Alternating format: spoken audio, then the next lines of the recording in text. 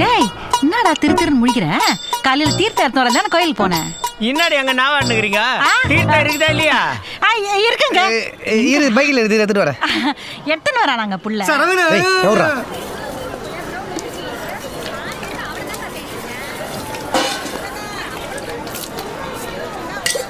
அத்தேதுக்கு பா மூடுன்னு போற நக்கிக்கோ.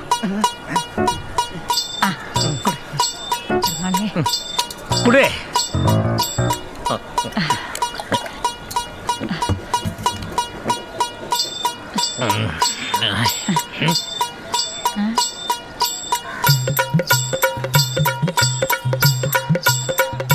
என்னடி தீர்த்தத்துல கொத்தமல்லிக்குது? என்னடா தொலைச்சு தாண்டா இருக்கும்.